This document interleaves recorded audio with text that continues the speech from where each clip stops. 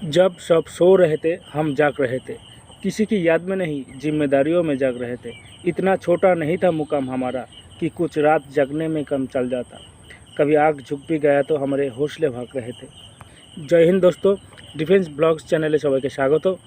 आज के संविधान द्वितीय अध्याय संविधान रचना बा मेकिंग अफ कन्स्टिट्यूशन सम्बन्धे এই ক্লাসটি সংবিধান কীভাবে তৈরি হলো তা জানতে এই ক্লাসটি ভীষণ ভীষণ গুরুত্বপূর্ণ। অনেক প্রশ্ন এখান থেকে বিভিন্ন এক্সামে জিজ্ঞাসা করে, বিভিন্ন পরীক্ষায় আসে। সবাই খাতা পেন নিয়ে বসে যাও, ইম্পর্টেন্ট যে পয়েন্টগুলো প্রচুর থাকবে সেগুলো নোট করে নিও। এর আগে সংবিধানের প্রথম অধ্যায়টা দুটো পার্টে শেষ করেছি। এখন তা থেকে যে প্রশ্নগুলি বারবার এক্সামে এসছে সেগুলো নিয়ে একটা এমসিকিউ ক্লাসও দিয়েছি। যারা যারা দেখোনি ডেসক্রিপশনে লিঙ্ক দিয়ে দেবো, দেখে নিও। ভালো লাগলে লাইক কমেন্ট করে দিও এবং বন্ধুদের শেয়ার করে দিও। আর আমার চ্যানেলে নতুন হলে অবশ্যই চ্যানেলটি সাবস্ক্রাইব করে দিও এবং এই ধরনের ক্লাস পেতে নোটিফিকেশনটি অন করে দাও। তো চলো দেরি না করে আজকের ক্লাস শুরু করা যাক। গণপরিষদের ধারণা প্রথম দেন এম.এন. রায়। প্রথম এই গণপরিষদের সংবিধান তৈরির জন্য একটা সংবিধান সভা তৈরি করার প্রয়োজন ছিল এবং সংবিধান সভা যেটা গণপরিষদ এর প্রথম ধারণা দিয়েছিলেন কিন্তু এম.এন. রায়। যেখানেই প্রথম থাকবে এখান থেকে জানবে যে একটা ভীষণ ভীষণ প্রশ্ন আসার সম্ভাবনা থাকে। আর এই প্রশ্নটা বারবার অনেক পরীক্ষায় এসেছে, তাই এটা ভীষণ ভীষণ গুরুত্বপূর্ণ, নোট করে নিও। আর এই ধারণাটা দিয়েছিল কিন্তু 1934 সালে, ঠিক আছে। আর এম.এন. রায়ের ফুল ফর্ম বলো তো? মানবেন্দ্রনাথ রায়, ঠিক আছে। 1935 সালে ভারতের জাতীয় কংগ্রেস প্রথমবার অফিসিয়ালভাবে গণপরিষদ গঠনের দাবি করে। প্রথমবার অফিসিয়ালভাবে দাবি করেছিল গণপরিষদের দাবিটা করেছিল ভারতের জাতীয় কংগ্রেস 1935 সালে। এর আগে এম.এন. রায় এই ধারণাতে দিয়েছিল কিন্তু মুখে মুখে ছিল সেটা। আর এটা অফিসিয়ালভাবে গণপরিষদের দাবি করে কংগ্রেস, জাতীয় কংগ্রেস 1935 সালে। এরপর 1938 সালে জওহরলাল নেহেরু প্রাপ্তবয়স্ক ভোটাধিকারের ভিত্তিতে এই জাতীয় কংগ্রেসের পক্ষ থেকে তিনি সংবিধান সভা গঠনের দাবি করেন। 1938 সালে তিনি বলেছিলেন প্রাপ্তবয়স্কের ভোটাধিকারের ভিত্তিতে একটা সংবিধান সভা গঠন করতে হবে এবং কোনো রকম বাইরের দেশের হস্তক্ষেপ ছাড়া, ঠিক আছে। আর জওহরলাল নেহেরুর এই দাবিটা 1940 সালে আগস্ট প্রস্তাবে এই দাবিটা গ্রহণ করা হয়। আগস্ট প্রস্তাব যেটা ছিল সেটা 8ই আগস্ট প্রস্তাবটা পেশ করা হয়েছিল, 8ই আগস্ট 1940 সালে, মনে রাখবে। আর এই প্রস্তাবে কী বলা হয়েছিল? বলা হয়েছিল যে ভাইসরয়ের কার্যনির্বাহী পরিষদে আরও ভারতীয়দের নিয়োগ করা হবে এবং সমস্ত রাজনৈতিক দল থেকে নেওয়া হবে। আর বলেছিল ভারতকে ডোমিনিয়নের মর্যাদা দেওয়া সরকারের লক্ষ্য হবে। আর বলেছিল যে সংবিধান প্রণয়নের দায়িত্ব ভারতীয়দের হাতে দেওয়া হবে।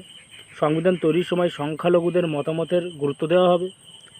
সকল রাজনৈতিক দলের কিছু কিছু সংখ্যক প্রতিনিধি নিয়োগ করে বড়লাটের শাসনের বিভাগে নিয়োগ করা হবে এবং সমস্ত রাজনৈতিক দলের প্রতিনিধি নিয়ে একটা যুদ্ধ উপদেষ্টা গঠন করা হবে। এরপরে আসলো কিন্তু ক্রিপস মিশন। 1942 সালে ক্রিপস মিশন এসেছিল, স্যার স্ট্র্যাফোর্ড ক্রিপসের নেতৃত্বে এসেছিল, মনে রাখবে।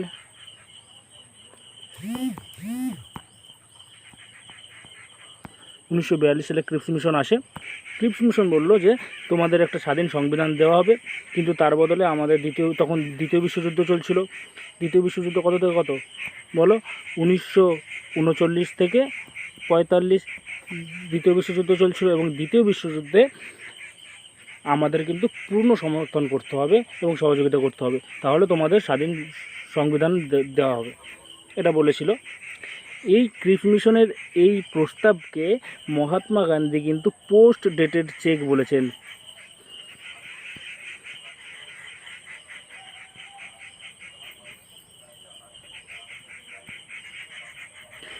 মহাত্মা গান্ধী ক্রিপস মিশনের এই প্রস্তাবটাকে কিন্তু পোস্ট ডেটেড চেক বলেছেন। নেক্সট, এরপরে আসলো ক্যাবিনেট মিশন।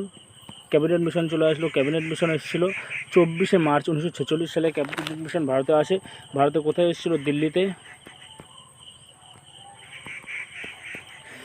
কে কে এসেছিলো? প্যাথিক লরেন্স, স্ট্র্যাফোর্ড ক্রিপস আর এবি আলেকজান্ডার নামগুলো মনে রাখবে, কারণ এখান থেকে প্রচুর প্রশ্ন আসে, কিন্তু অনেকবার এসেছে। এটা পয়েন্টটা মনে রাখবে, নামগুলো তিনটেই মনে রাখতে হবে: Pethick Lawrence, Stafford Cripps, A B Alexander. এরকম প্রশ্ন দিয়ে দেয়, 4টে অপশান দিয়ে দেয় যে এর মধ্যে কে ক্যাবিনেট মিশনের সদস্য ছিলেন না, বা দিয়ে দেয় যে এর মধ্যে কে ক্যাবিনেট মিশনের সদস্য ছিলেন। আর ক্যাবিনেট মিশন তার প্রস্তাব পেশ করে কিন্তু 16ই মে 1946 সালে। আর উদ্দেশ্য কী ছিল ক্যাবিনেট মিশনের? ক্যাবিনেট মিশনের উদ্দেশ্য ছিল সাম্প্রদায়িকতার ভিত্তিতে ভারতে গণপরিষদ বা সংবিধান সভা গঠন করা। ঠিক আছে, এবং গণপরিষদ গঠিত হয় 1946 সালের নভেম্বরে ক্যাবিনেট মিশনের রিপোর্টের সুপারিশ দ্বারা। প্রচুরবার এখান থেকে প্রশ্ন আসে, অনেক পরীক্ষায় বারবার এখান থেকে প্রশ্ন আসে। গণপরিষদ গঠন হয়েছে, 4টে অপশান দিয়ে দেয় কোন পরিকল্পনার দ্বারা বা কোন মিশনের দ্বারা। ক্যাবিনেট মিশনের দ্বারা কিন্তু গণপরিষদ গঠন হয়েছিল 1946 নভেম্বর। আবার কোনো জায়গায় এরকম থাকে 6 ডিসেম্বর 1946। গণপরিষদ গঠিত হয় কিন্তু 1946 সালের নভেম্বর মাসে। এবার কোনো জায়গায় আমি এটা দেখেছি 6 ডিসেম্বর 1946, কিন্তু আমরা অপশান দেখবো, অপশান দেখে করবে অপশানে কী থাকে।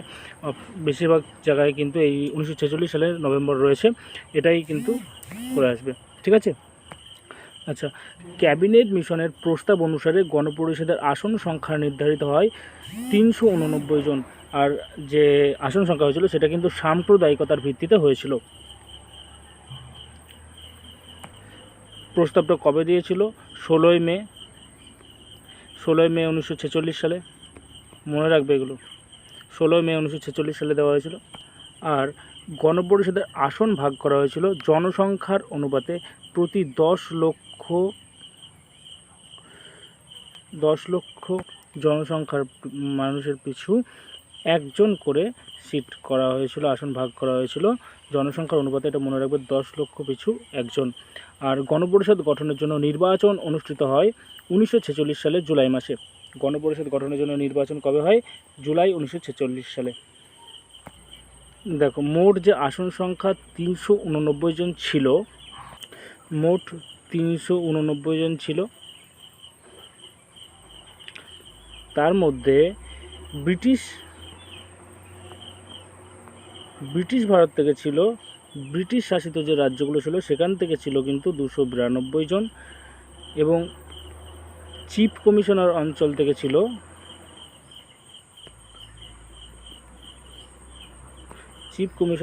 যেমন দিল্লি, আজমির, মারওয়ার, কুর্গ এবং ব্রিটিশ বালুচিস্তান, এখান থেকে এই 4টে থেকে ছিল কিন্তু 4টে সিট। আর যে দেশীয় যে রাজ্যগুলো ছিল সেই দেশীয় রাজ্য থেকে ছিল কিন্তু 93টি। এটা মনে রাখ, ব্রিটিশ শাসিত অঞ্চল থেকে 292টি, চিফ কমিশনার অঞ্চল থেকে 4টি, আর দেশীয় রাজ্য থেকে ছিল 93টি। ব্রিটিশ ভারত থেকে টোটাল এই 292 আর প্লাস এই 4, টোটাল 296টি, এবং দেশীয় রাজ্য থেকে ছিল কিন্তু 93টি। এবার ব্রিটিশ যে নির্বাচন হয়, নির্বাচনে কিন্তু দেশীয় রাজ্যরা অংশগ্রহণ করেনি। তারা বলে যে আমরা আমাদের নিজেদের সংবিধান নিজেরাই তৈরি করবো, আমরা একটু ভেবে দেখি। ঠিক আছে, তো এই 296টি দেশীয় রাজ্যের মধ্যে ব্রিটিশ শাসিত যে রাজ্যগুলো ছিল সেই 296টার মধ্যে আসনের মধ্যে ভারতীয় জাতীয় কংগ্রেস, ইন্ডিয়ান ন্যাশনাল কংগ্রেস পেয়েছিল 208টি, আর মুসলিম লীগ পেয়েছিল 73টি আসন। আর ছোট রাজ্যগুলো ছিল, ছোট দেশীয় রাজ্যগুলো ছিল, তারা কিন্তু 15টা আসনে জয়ী হয়েছে। ইন্ডিয়ান ন্যাশনাল কংগ্রেস 208টি, মুসলিম লীগ 73টি, এবং ছোট যে দেশীয় রাজ্যগুলো ছিল সেটা 15টি আসনে জয়ী হয়েছে। মনে রাখবে এটা। আর একটা কথা বলে দিই, গণপরিষদের যে নির্বাচনটা সেটা জওহরলাল নেহেরু যে বলেছিল প্রাপ্তবয়স্ক ভোটাধিকারের ভিত্তিতে হবে, সেটা কিন্তু হয়নি। সেটা হয়েছিল কিন্তু এখানে সমস্ত সম্প্রদায়ের মানুষ অংশগ্রহণ করেছিল, যেমন হিন্দু, মুসলিম, শিখ, পার্সি, ইঙ্গো ভারতীয়, খ্রিস্টান, তপশিলি জাতি, উপজাতি, এমনকি মহিলারাও এতে অংশ নিয়েছিল। আর তখনকার যে বড় বড় নেতাগুলো ছিল তার মধ্যে শুধুমাত্র মহাত্মা গান্ধী ছাড়া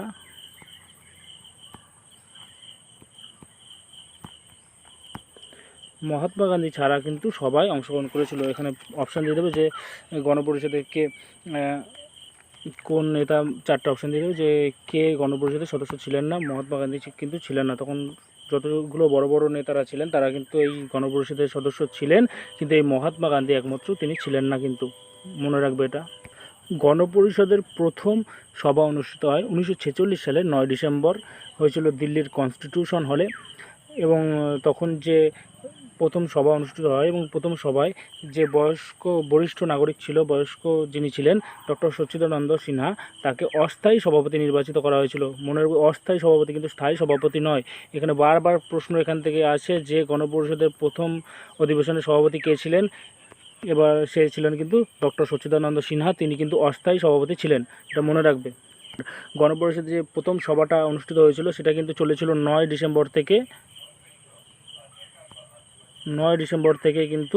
23 ডিসেম্বর পর্যন্ত চলেছিল। আর যে প্রথম অধিবেশনটা হয়েছিল 9 ডিসেম্বর থেকে 23 ডিসেম্বর পর্যন্ত, এখানে কিন্তু মুসলিম লীগ কিন্তু অংশগ্রহণ করেনি। তারা আলাদা পাকিস্তান গঠনের দাবিটাকে জোর দিয়েছিল, ঠিক আছে। আর গণপরিষদের স্থায়ী সভাপতি নির্বাচিত হন ডক্টর রাজেন্দ্র প্রসাদ। তিনি 11 ডিসেম্বর 1946 সালে গণপরিষদের স্থায়ী সভাপতি নির্বাচিত হন। ডক্টর রাজেন্দ্র প্রসাদ প্রশ্ন আসে যে গণপরিষদের স্থায়ী সভাপতি কে ছিলেন। গণপরিষদের স্থায়ী সভাপতি কিন্তু ছিলেন ডক্টর রাজেন্দ্র প্রসাদ, ঠিক আছে। আর দুজনকে সহসভাপতি করা হয়েছিল। দুজন সহসভাপতি ছিলেন এইচ.সি. মুখার্জি এবং বি.টি. কৃষ্ণমাচারী। এইচ.সি. মুখার্জির পুরো নাম কি বলো তো? এইচ.সি. মুখার্জির পুরো নাম হচ্ছে হরেন্দ্র কুমার মুখার্জি, ঠিক আছে। আর গণপরিষদের পরামর্শদাতা বা অ্যাডভাইজার ছিলেন কিন্তু বি.এন. রাও। বি.এন. রাওয়ের পুরো নাম কি বলো তো? বেনেগাল নরসিংহ রাও, ঠিক আছে। এবং 13 ডিসেম্বর 1946 সালে জওহরলাল নেহেরু অবজেক্টিভ রেজলিউশন বা উদ্দেশ্য প্রস্তাব পেশ করেছিল। Very very important, objective resolution বা উদ্দেশ্য প্রস্তাব কে পেশ করেছিল? জওহরলাল নেহেরু কিন্তু এটি পেশ করেছিল, উদ্দেশ্য প্রস্তাব পেশ করেছিল। এবং যেটা কি ছিল, সংবিধানের দর্শন, গঠন ও মূল বিষয় কি হবে সেটা কিন্তু নির্ধারণ করেছিল। আর এই উদ্দেশ্য প্রস্তাবে কি বলেছিল? গণপরিষদ যেটি ভারতের একটি স্বাধীন সার্বভৌম প্রজাতন্ত্র বলে ঘোষণা করে এবং ভারত তার ভবিষ্যৎ প্রশাসনের জন্য একটি সংবিধান তৈরির ঘোষণা দেয়। আর বলেছিল ব্রিটিশ ভারতে যে সমস্ত অঞ্চলগুলো রয়েছে এবং ভারতীয় রাজ্যে যে অঞ্চলগুলো রয়েছে, সেগুলো যে অঞ্চলগুলো রয়েছে এতে অন্তর্ভুক্ত হতে চায়, সেগুলো ভারতীয় ইউনিয়ন হবে। যদি হতে চায় ওই সব রাজ্যগুলো যেগুলো ভারতের ইউনিয়নে যোগ দেবে তারাই ভারতের সদস্য হবে। আর বলেছিল যে সমস্ত এলাকা এবং তাদের সীমানা গণপরিষদ দ্বারা নির্ধারিত হবে এবং এর জন্য নিয়ম অনুসারে যদি এটা নিয়মটা চায় তাহলে অবশিষ্ট ক্ষমতা তাদের ন্যস্ত করা হবে এবং প্রশাসন পরিচালনার জন্য সমস্ত ক্ষমতা পাবে। আর বলেছিল যে ভারতের জনগণই হবে সমগ্র স্বাধীন ভারতের সকল ক্ষমতা ও অধিকারের উৎস এবং তার অবিচ্ছেদ্য অংশ, সরকারের অংশ। আর বলেছিল ভারতের সমস্ত মানুষের জন্য ন্যায়, আর্থসামাজিক এবং জাতীয় স্বাধীনতা ও নিরাপত্তা, সক্ষমতা, আইনের সমতা, চিন্তা ও মত প্রকাশের স্বাধীনতা, বিশ্বাস স্থাপন, সংগঠন ইত্যাদি ও গণতন্ত্র প্রতিষ্ঠা নিশ্চিত করা হবে। দেখো এই যেগুলো বলেছে এগুলো কিন্তু সব কিছু প্রস্তাবনার সঙ্গে আমাদের মিলে যায় এবং এটাই কিন্তু শেষে গিয়ে দেখব যে এই উদ্দেশ্য প্রস্তাব যেটা রয়েছে, এই উদ্দেশ্য প্রস্তাবের সংশোধিত রূপ কিন্তু আমাদের এই প্রস্তাবনা, ঠিক আছে। আরও বলেছিল যে সংখ্যালঘু এবং পিছিয়ে পড়া যে শ্রেণীগুলো রয়েছে, যে অনগ্রসর শ্রেণী, তাদের নিরাপত্তা প্রদান করা হয় তখন। আর বলেছিল যে ইউনিয়নের ঐক্য বজায় রাখা হবে এবং তার স্থল, বায়ু এবং সমুদ্র এলাকার সভ্য দেশের মতো নিরাপত্তা প্রদান করা হবে। আর বলা হয়েছিল এই যে প্রাচীন ভূমি, একে বিশ্বে তার অধিকার এবং উপযুক্ত স্থান দেওয়া হবে এবং বিশ্ব শান্তি ও মানব কল্যাণকে উৎসাহ দেওয়ার জন্য যোগদান সুনিশ্চিত করা হবে। এই উদ্দেশ্য প্রস্তাবটি সর্বসম্মতিক্রমে গৃহীত হয় 22 জানুয়ারি 1946 সালে। দ্বিতীয় অধিবেশনে কিন্তু এটা গৃহীত হয়েছিল সর্বসম্মতিভাবে। আর দিয়েছিল কবে? উদ্দেশ্য প্রস্তাবটা 13ই ডিসেম্বর 1946 সালে জওহরলাল নেহেরু দিয়েছিল। মনে রাখবে এটা। উদ্দেশ্য প্রস্তাবের ওপর ভিত্তি করে সংবিধানের প্রস্তাবনাটা কি তৈরি হয়েছে। এটা বারবার প্রশ্ন আসে, অনেক প্রশ্ন এসেছে, তাই এটা মনে রাখবে। আর স্বাধীনতা আইন 1947 দ্বারা গণপরিষদে কী কী পরিবর্তন হয়? 1946 সালে গণপরিষদ গঠিত হয় এবং 1947 সালে কী হয়? ভারত স্বাধীন হয় স্বাধীনতা আইনের মাধ্যমে 1947 সালে। এবং 1947 সালে যখন ভারত স্বাধীন হয় তখন ব্রিটিশ ভারতটা দুটি ডোমিনিয়নে ভাগ হয়ে যায়। একটা হচ্ছে পাকিস্তান, একটা হচ্ছে ভারত। এবং পাকিস্তান এই গণপরিষদের থেকে ত্যাগ করে। টোটাল সংখ্যা ছিল 389 জন। এবং পাকিস্তানের যারা সদস্য যোগ দিয়েছিল, পাকিস্তানের অন্তর্ভুক্ত যারা ছিল তারা পাকিস্তানে যোগ দিয়েছিল। তার ফলে কী হয়? আসন সংখ্যা কমে যায়। কত হয়? আসন সংখ্যা হ্রাস পেয়ে হয় 389 থেকে হয়ে যায় 299 জন। এটা মনে রাখবে। প্রথমে ছিল আসন সংখ্যা 389 জন, 389 থেকে হয়ে যায় 299 জন দেশ ভাগের পর। 1947 সালে স্বাধীনতা আইন দ্বারা কি পরিবর্তন হয়েছিল? এই সময় কি হয়েছিল? সম্পূর্ণ সার্বভৌম সংস্থায় পরিণত করা হয়েছিল এই সভাটাকে, গণপরিষদটাকে। যার ফলে কী হয়েছিল? ব্রিটিশরা যে নিয়মগুলো, আইনগুলো তৈরি করেছিল সেগুলো সমাপ্ত বা পরিবর্তন করার অধিকার দিয়ে দিয়েছিল। আর কী হয়েছিল? গণপরিষদকে একটি আইনসভায় পরিণত করা হয়েছিল এবং গণপরিষদ থেকে দুটি কাজ দেওয়া হয়েছিল। একটা হচ্ছে সংবিধান তৈরি করা,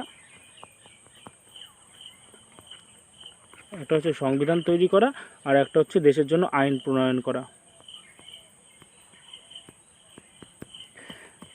একটা সংবিধান তৈরি করা গণপরিষদের কাজ হবে, আর একটা হচ্ছে আইন তৈরি করতে হবে। আর এই দুটি কাজ আলাদা আলাদা দিনে করতে হয়েছিল। এবং যখন এই গণপরিষদের অধিবেশন হতো সংবিধান তৈরির জন্য, তখন কিন্তু সভাপতিত্ব করতেন ডক্টর রাজেন্দ্র প্রসাদ।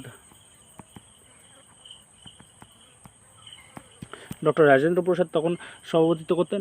আর যখন আইন প্রণয়নের জন্য আইনসভা হতো তখন সভাপতিত্ব করতেন কিন্তু জি.ভি. মভলঙ্কার।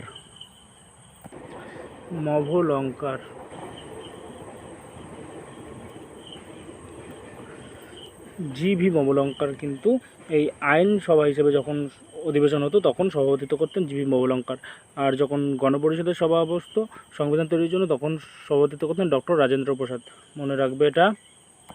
আর দেখো, প্রথমে তো ছিল গণপরিষদের সদস্য সংখ্যা 389 জন। দেশীয় ব্রিটিশ শাসিত অঞ্চল থেকে কতজন ছিল? ব্রিটিশ শাসিত অঞ্চল থেকে ছিল 296 জন। আর দেশীয় রাজ্য থেকে ছিল কিন্তু 93 জন। ব্রিটিশ শাসিত থেকে 292 জন ছিল, আর প্লাস চিফ কমিশনার থেকে 4 জন ছিল, টোটাল 296 জন। এবার দেশ ভাগের পর কত হয়ে গেল? এই 296টা সংখ্যা হয়ে গেল 229। আর দেশীয় রাজ্য থেকে যে 93 ছিল, 93 থেকে হয়ে গেল কিন্তু 70। ঠিক আছে, টোটাল হয়ে গেল কিন্তু 299 জন। ঠিক আছে। এই সংবিধান তৈরি আর আইন প্রণয়ন ছাড়া আর যে গণপরিষদের কাজগুলো ছিল, মে 1949 সালে ভারত কমনওয়েলথের সদস্যপদ গ্রহণ করে গণপরিষদের দ্বারা। আর কি হয়? 22 জুলাই 1947 সালে গণপরিষদ ভারতের জাতীয় পতাকা গ্রহণ করে, তিরঙ্গাকে। 24 জানুয়ারি 1950 সালে ন্যাশনাল সং বন্দে মাতরম গ্রহণ করে, ন্যাশনাল সং হিসেবে বন্দে মাতরমকে গ্রহণ করে। এবং 24 জানুয়ারি 1950 সালে ন্যাশনাল অ্যানথেম জনগণকে গ্রহণ করে গণপরিষদ। এবং 24 জানুয়ারি 1950 সালে ডক্টর রাজেন্দ্র প্রসাদকে ভারতের প্রথম রাষ্ট্রপতি নির্বাচিত করে। গণপরিষদ গ্রহণ কবে করা হয়েছিল বলো তো? গণপরিষদ কবে গ্রহণ করা হয়েছিল? 26 নভেম্বর 1949 সালে গ্রহণ করা হয়েছিল। আর সংবিধান কবে কার্যকর করা হয়েছিল? 26 জানুয়ারি 1950। এখানে যেগুলো বললাম এইগুলো পয়েন্টগুলো সব মনে রাখবে, বারবার প্রশ্ন আসে এখান থেকে। সংবিধান নির্মাণ করতে মোট সময় লেগেছিল 2 বছর 11 মাস 18 দিন। 2 বছর 11 মাস 18 দিন। কোথাও কোথাও 17 দিনও থাকে, তো অপশান দেখবে 17, 18। 2 বছর 11 মাস 18 দিন। ঠিক আছে, এই প্রশ্নটা অনেকবার কিন্তু এসেছে এবং মোট কার্য দিবস ছিল কিন্তু 114 দিন। 114 দিন মোট কার্য দিবস ছিল। আর মোট কত খরচ হয়েছিল তখনকার সময়ে? 64 লক্ষ টাকা খরচ হয়েছে। আর এই গণপরিষদে আমাদের যে সংবিধান, এটা অনেকগুলো দেশের সংবিধানকে অনুকরণ করা হয়েছে, অনেকগুলো দেশের সংবিধান থেকে নেওয়া হয়েছে। তো 60টি দেশের সংবিধানকে কিন্তু অনুকরণ করা হয়েছিল। এবং মোট কতগুলো অধিবেশন বসেছিল? মোট অধিবেশন বসেছিল 11টি অধিবেশন বসেছিল। প্রথম অধিবেশন 9 ডিসেম্বর 1946 এবং শেষ অধিবেশন কিন্তু 24শে জানুয়ারি 1950। মনে রাখবে এটা। আর সংবিধান তৈরির যে খসড়া কমিটি বা ড্রাফটিং কমিটি যেটা ছিল, সেটা কিন্তু গঠিত হয়েছে 29 আগস্ট 1947 সালে। খসড়া কমিটি গঠিত হয়েছে 29 আগস্ট 1947 সালে। আর এই ড্রাফটিং কমিটিটাকে ড্রিফটিং কমিটি বলেছে। ড্রিফটিং কমিটি বলে পরিহাস করেছে নাজিরউদ্দিন আহমেদ। মনে রাখবে। গণপরিষদ যে খসড়া কমিটি ছিল, সেই খসড়া কমিটির সদস্য ছিল টোটাল 7 জন সদস্য ছিল। এটা অনেকবার প্রশ্ন জিজ্ঞাসা করেছে যে গণপরিষদে কতজন সদস্য ছিল। আর প্রত্যেকটা নামই কিন্তু মনে রাখতে হবে, কারণ 4টে করে অপশান দিয়ে দেয় এখানে, 4টে অপশান দিয়ে দেয় এবং বলে যে কে গণপরিষদের খসড়া কমিটির সদস্য ছিল বা কে গণপরিষদের খসড়া কমিটির সদস্য ছিল না। তাই এগুলো সব মনে রাখতে হবে। গণপরিষদের খসড়া কমিটির কিন্তু সভাপতি বা চেয়ারম্যান ছিলেন ডক্টর বি.আর. আম্বেদকর। গণপরিষদের খসড়া কমিটির সদস্য যে ছিল তার সভাপতি করেছিলেন ডক্টর বি.আর. আম্বেদকর। আর কে কে ছিলেন দেখে নিই। N Gopalaswami Ayyangar, Alladi Krishnaswami Ayyar, K M Munshi, Syed Mohammad Saadulla, N Madhav Rao. B L. মিত্রের সদস্যপদ বাতিল হয়েছিল এবং তার বদলে এন মাধব রাও কিন্তু সদস্য হয়েছিলেন। এবং ডিপি খৈতান 1948 সালে প্রয়াত হন এবং তার বদলে তার স্থলাভিষিক্ত হন টি কৃষ্ণস্বামী। আর একবার দেখে নাও কে কে ছিল। Doctor B R. Ambedkar, N Gopalaswami Ayyangar, Alladi Krishnaswami Ayyar, K M Munshi, Syed Mohammad Saadulla, N Madhav Rao. B L. মিত্রের সদস্যপদ বাতিল হলে এন মাধব রাও হন এবং ডিপি খৈতান 1948 সালে মারা যায় এবং তার বদলে হয় টি কৃষ্ণস্বামী। ভেরি ভেরি ইম্পর্টেন্ট, এখান থেকে প্রচুর প্রশ্ন কিন্তু আসে। Doctor B.R.. আম্বেদকরের নেতৃত্বে খসড়া কমিটি গঠিত হয় 29 আগস্ট 1947 সালে। আগে বললাম 29 আগস্ট 1947 সালে খসড়া কমিটি গঠিত হয়। 4 নভেম্বর 1947 সালে ডক্টর বি.আর. আম্বেদকরের নেতৃত্বে খসড়া কমিটি সংবিধান তৈরির কাজ শুরু করে এবং এই খসড়া সংবিধান গণপরিষদে পেশ করে কিন্তু 21 ফেব্রুয়ারি 1948 সালে। খসড়া সংবিধান গণপরিষদে পেশ করে 21 ফেব্রুয়ারি 1948 সালে এবং 4 নভেম্বর 1948 সালে এই খসড়া সংবিধান প্রথমবার পড়া হয়েছিল। 4 নভেম্বর। তো 4 নভেম্বর 1948 সালে খসড়া সংবিধান প্রথমবার পড়া হয়েছিল। জিজ্ঞাসা করে যে সংবিধান প্রথম কবে পড়া হয়েছিল? 4 নভেম্বর 1948 সালে। ঠিক আছে। এবং এই যে 4 নভেম্বর থেকে 15ই নভেম্বর 1948 থেকে 17ই অক্টোবর 1949 এই সংবিধান, খসড়া সংবিধান নিয়ে, এই সংবিধান যে হয়েছিল সংবিধানটা নিয়ে পুঙ্খানুপুঙ্খভাবে আলোচনা হয় এবং এখানে এই পর্যন্ত অনেকবার সংশোধন প্রস্তাব এসেছিল। মোটামুটি 7,653 বার সংশোধন প্রস্তাব এসেছিল। এটাকে এতবার সংশোধন প্রস্তাব এসেছিল এবং তার মধ্যে কিন্তু 2,473 বার এই সংবিধানটাকে সংশোধন করা হয়। এই 2,473টার ওপর কিন্তু আলোচনা করা হয়। ঠিক আছে। তারপরে এই সংবিধানটা তৈরি হয়। আর এটা কিন্তু 4 নভেম্বর 1947 সালে যে ডক্টর বি.আর. আম্বেদকরের নেতৃত্বে খসড়া সংবিধান গণপরিষদে সংবিধান তৈরির কাজ শুরু করে এবং খসড়া সংবিধান গণপরিষদে পেশ করে 21 ফেব্রুয়ারি 1948 সালে। এটাকে যেন সংবিধান যেটা গ্রহণ করেছিল সেটা ভেবে নিও না, সেটা গ্রহণ করেছিল কিন্তু 26 নভেম্বর 1949 সালে।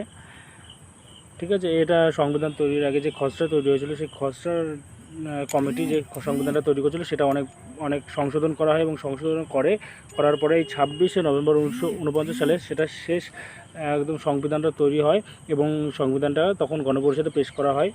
ঠিক আছে। 14ই নভেম্বর 1949 সালে doctor B R. Ambedkar the constitution assembly as settled by the assembly be passed প্রস্তাব পেশ করেন। The constitution assembly as settled by the assembly be passed প্রস্তাবটি পেশ করেন ডক্টর বি.আর. আম্বেদকর 14ই নভেম্বর 1949 সালে। 26শে নভেম্বর 1949 সালে গণপরিষদ কর্তৃক সংবিধান গৃহীত হয়। প্রচুরবার এখান থেকে কিন্তু প্রশ্ন আসে, তাই এটা মনে রাখতে হবে। সংবিধান কবে, গণপরিষদ কবে সংবিধানটি গৃহীত করেছিল? 26শে নভেম্বর 1949 সালে। এবং সেই দিন কিন্তু এবং ওই দিনকে মোট যে গণপরিষদের সদস্য ছিল, প্রথমে ছিল 389 জন, দেশভাগের পর হয়ে যায় 299 জন। এই 299 জন সদস্যের মধ্যে 284 দিন কিন্তু ওই দিন উপস্থিত ছিলেন এবং গণপরিষদে ওই দিন সংবিধানে ওই দিন 284 জন কিন্তু স্বাক্ষর করেছিলেন। মনে রাখবে এটা। এই যে 284 জন সদস্য সংবিধানে স্বাক্ষর করেন। এবং খসড়া কমিটির পেশ করা সংবিধানে মোট 315টি ধারা ও 13টি তফসিল ছিল। খসড়া কমিটি যে পেশ করেছিল, কবে পেশ করেছিল দেখে নাও, 21শে ফেব্রুয়ারি 1948 সালে। 21শে ফেব্রুয়ারি 1948 সালে খসড়া সংবিধান গণপরিষদে পেশ করেছিল। এবং এই যে খসড়া সংবিধানে মোট ধারা ছিল 315টি আর 13টি তফসিল ছিল। আর 26শে নভেম্বর 1949 সালে যে সংবিধানটি গ্রহণ করা হয়, সেই মূল সংবিধানে মোট 395টি ধারা এবং 8টি কিন্তু তফসিল ছিল। এবং 26শে জানুয়ারি 1950 সালে সংবিধান কার্যকর হয়। 26 জানুয়ারি 1950 সাল থেকে সংবিধানটা কার্যকর হয়। আচ্ছা, এই 26শে জানুয়ারি দিনটিকেই কেন সংবিধান কার্যকরের দিবস হিসেবে মেনে নিল? অন্য দিনও তো নিতে পারত। এই 26শে জানুয়ারির একটা ঐতিহাসিক মহত্ব রয়েছে। 1929 সালে 31শে ডিসেম্বর জওহরলাল নেহেরু পূর্ণ স্বরাজের দাবি করেছিল এবং বলেছিল যে 1930 সাল থেকে 26শে জানুয়ারি দিনটি ভারতের স্বাধীনতা দিবস হিসেবে পালন করা হবে। এবং সেই মতো পূর্ণ স্বরাজের দাবিতে 1930 সালে 26শে জানুয়ারি প্রথম স্বাধীনতা দিবস হিসেবে পালন করা হয়। এবং প্রতি বছর ওই 26শে জানুয়ারিটি 1947 সালের আগে পর্যন্ত স্বাধীনতা দিবস হিসেবে পালিত হয়ে এসেছে। এবং ওই দিনটিকে স্মরণীয় করে রাখতে 26শে জানুয়ারি 1950 সালে 26শে জানুয়ারি দিনটিতে সংবিধান কার্যকর করা হলো। এবং 26শে জানুয়ারি দিনটি আমাদের কিন্তু প্রজাতন্ত্র দিবস হিসেবে আমরা পালন করি। এবং 26শে জানুয়ারি 1950 সালে যে সংবিধান কার্যকর করা হলো এবং কার্যকর করার আগে ভারতীয় স্বাধীনতা আইন 1947 এবং ভারত শাসন আইন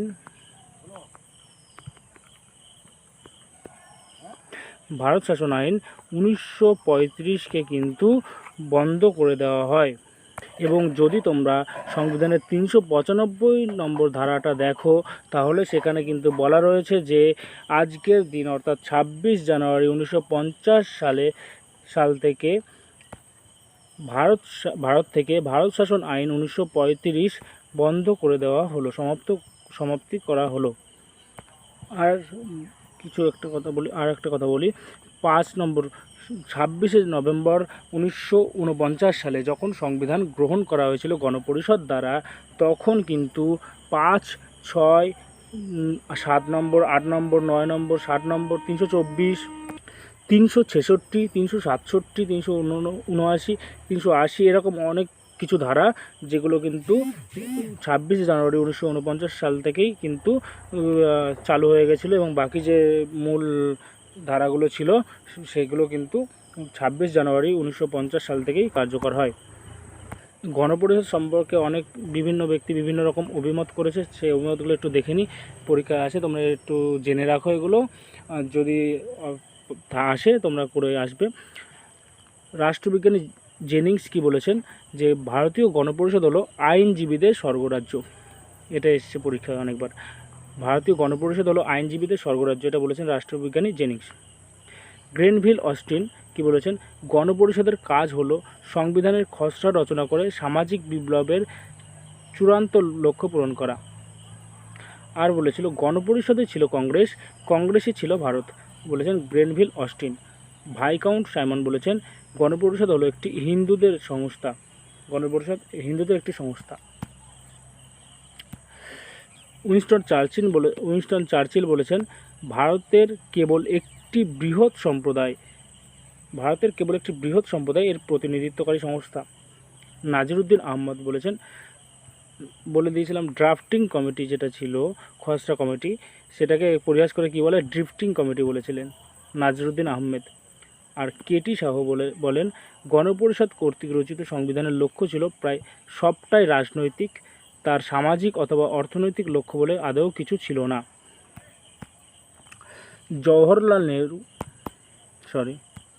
জওহরলাল নেহরু বলে গণপরিষদের প্রধান কাজ হবে সংবিধান প্রণয়নের মধ্য দিয়ে ভারতের স্বাধীনতা অর্জন ও ভারতের দরিদ্র জনগণকে অন্ন, বস্ত্র, বাসস্থান প্রদানের মাধ্যমে ভারতবাসীর আত্মবিশ্বাসের জন্য সর্বাধিক সুযোগ প্রদান করা।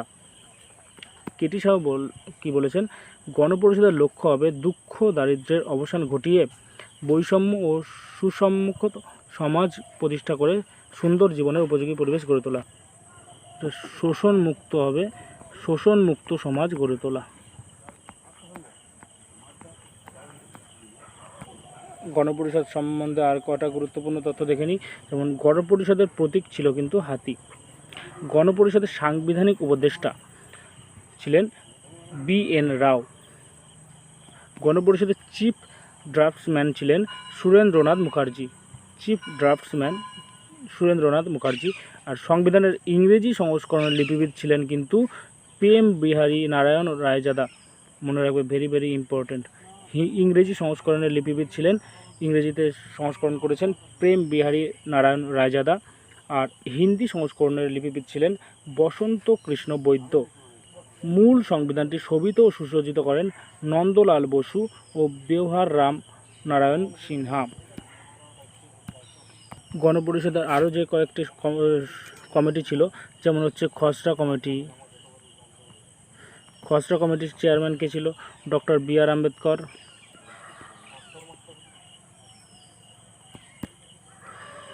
Steering committee doctor Rajendra Prasad. কেন্দ্রীয় ক্ষমতা সম্পর্কিত কমিটি জওহরলাল নেহেরু। কেন্দ্রীয় শাসনতন্ত্র সম্পর্কিত কমিটি জওহরলাল নেহেরু। প্রাদেশিক শাসনতন্ত্র সম্পর্কিত কমিটি জওহরলাল নেহেরু। আর মৌলিক অধিকার সংক্রান্ত সাব কমিটি JB কৃপালিনী। মৌলিক অধিকার, সংখ্যালঘু, আদিবাসী বিষয়ক সংক্রান্ত পরামর্শদাতা কমিটি ছিলেন সর্দার বল্লভভাই প্যাটেল। সংখ্যালঘু সংক্রান্ত উপদেষ্টা কমিটির সভাপতি ছিলেন হরেন্দ্র কুমার মুখার্জি। সবার কার্যাবলী সংক্রান্ত কমিটি ছিলেন GV মবলঙ্কার। জাতীয় পতাকা সম্পর্কিত অ্যাডহক কমিটির সদস্য ছিলেন কিন্তু doctor Rajendra Prasad. Thank you বন্ধু, আজকের ভিডিও এই পর্যন্ত ছিল। ভালো লাগলে লাইক, কমেন্ট, শেয়ার করে দিও। আর আমার চ্যানেলে নতুন হলে সাবস্ক্রাইব করে দিও অবশ্যই। ঠিক আছে, জয় হিন্দ, বন্দে মাতরম।